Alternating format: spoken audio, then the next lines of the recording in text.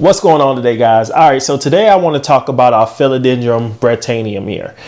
This is a dark leaf plant, but it has a whole lot of silver on each one of the leaves. So you could just see that illusion that it just gives, that it feels like it's a silver plant with green veins almost. But it's not, it's just an illusion. All right.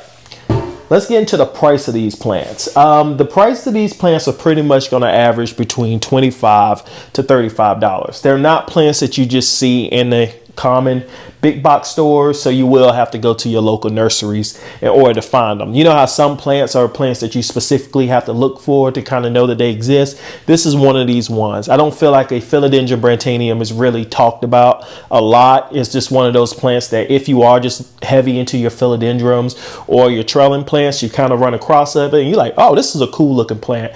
I oftentimes refer a lot to the plant that I have back there, the synapsis that you see growing up in the back. It has like those silver common like features, but of course if you put them beside each other, they're like night and day. I'm just giving a definition of just how the silver kind of pops off of the leaves. All right, so price, I don't believe that the price is that unfair though, because to me it's kind of a rare plant, or not a plant that's really sought after a whole lot, which makes it really beautiful when you see a person with one, especially in person. All right, so let's get into our soil.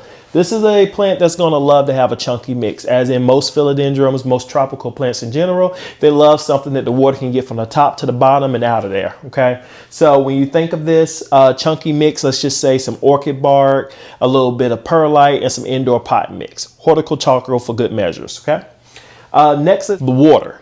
The watering for this plant, this is not a thirsty plant. When it comes to a lot of philodendrons, especially your trailing philodendrons, once a week, once every other week, sometimes once every 3 weeks is going to be sufficient enough for this plant. Now that has a whole lot to do with your humidity, and it has a whole lot to do with what kind of soil you have. Because if you have primarily just indoor pot mix or just peat moss in there, when you pour that water into that plant, it's going to retain that water for about 2 to 3 weeks. If you have a nice chunky mix, depending on how chunky your mix is, your plant may run out of water once every 3 or 4 days, or it can last for a week. So as a rule of thumb, go by your own guidelines. Don't trust me to tell you when to water your plants. Only you are going to know that. But I can say just some things to look out for is just stick your finger in there. Just kind of pay attention to how your plant is responding. If your plant is all curled up like this, that means it needs water. If your plant does look a little curled up, but it's real just limpy, and when you touch the leaves, it's like a soft yellow soggy, most of the time your plant is being overwatered. You probably can see the fungus gnats down there at the bottom, because most likely if you're having a overwatering issue, unless you're watering your chunky mix every day, usually your mix isn't airy enough, which is a combustion or invitation for gnats. So definitely get into a chunky mix to help your plants be healthier and to make you happy without having gnats all in your drinks, right? All right, it's a plant that the more light you can give it, the better it's going to be. It's always searching for light. It loves grow light and loves window light. It can even withstand a little bit of bright sunlight coming in, touching its leaves for about 30 to 40 minutes at a time. This plant is a slow grower when it comes to the other philodendrons that I keep, but it's definitely gonna grow a lot slower without light. I used to have it on the shelf kind of like to itself and just expecting just the light that would come in for the room to take care of it. The plant never grew. Like I was to the point where I was just like, okay, something's wrong with it. I've had it for a year. It should be doing something. Moved it to a better location in the back here where it's able to get the light and able to get a little splash of grow light. The plant's been doing fine. This is not a plant that I would go and buy again. It's not that I dislike it. It's just doesn't do anything for me. As far as taking care of the plant's very easy. You really do just give it that light and give it that water and that nice chunky mix, and you don't have too much to worry about.